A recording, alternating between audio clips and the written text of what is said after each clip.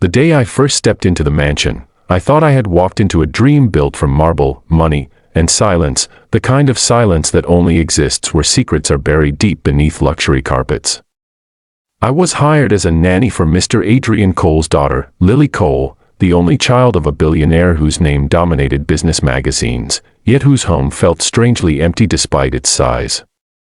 From the very first moment, something felt wrong. Lily was 8 years old, pale as porcelain, with soft brown hair spread across her pillow like a doll carefully placed on a shelf, and she was asleep, deeply asleep. The head housekeeper whispered to me, "She sleeps almost all day. Doctors say it's a rare condition." I nodded, though my heart tightened. Children aren't meant to sleep their lives away. Mr. Cole appeared moments later, impeccably dressed, eyes hollow despite his wealth. He told me gently but firmly that Lily slept around 20 hours a day, sometimes more, and that my job was simple: watch her, keep her comfortable, and report anything unusual. It sounded easy, too easy, but when I sat beside Lily's bed that first evening and watched her chest rise and fall unnaturally slow, I felt a fear I couldn't explain.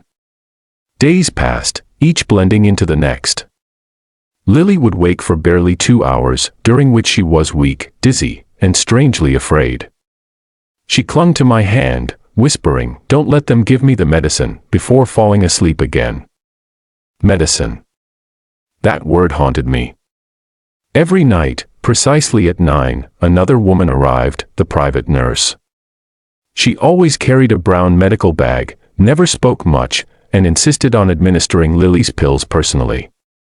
I noticed something odd: the pills were never labeled clearly, and whenever I asked questions, the nurse dismissed me, saying the doctors knew best. But something in her eyes, cold, rushed, made my skin crawl. One night, curiosity overpowered fear. After the nurse left, I checked the trash. I found empty blister packs with names I recognized, not sleep aids, but heavy sedatives meant for adults, not children. My hands shook. Why would a child need such strong medication? The next day, I watched closely. Lily barely ate, barely spoke, and when she did, her words were fragmented, as if she was trapped underwater. She told me, with tears slipping from the corners of her eyes, that the medicine made her head feel foggy and her body heavy like stone. That was the moment I knew this wasn't an illness. This was something being done to her. I began documenting everything: times, dosages I could glimpse, Lily's reactions. When I tried to bring my concerns to Mr. Cole, he looked devastated but confused. "The best specialists in the world signed off on her treatment," he said. "I'd give everything I own to make her better." And I believed him. He wasn't the villain here, he was a broken father blinded by trust in the wrong people.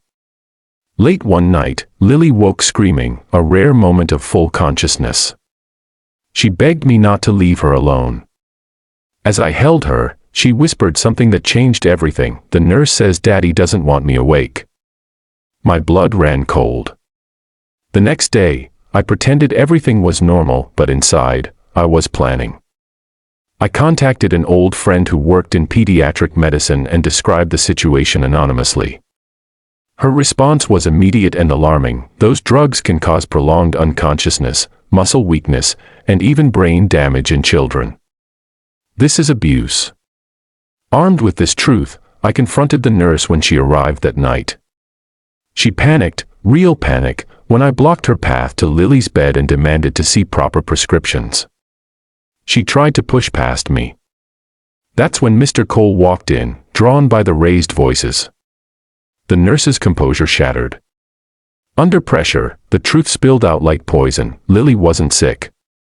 Years ago, during a custody dispute, someone had convinced Mr. Cole that Lily had a neurological condition requiring constant sedation to protect her brain.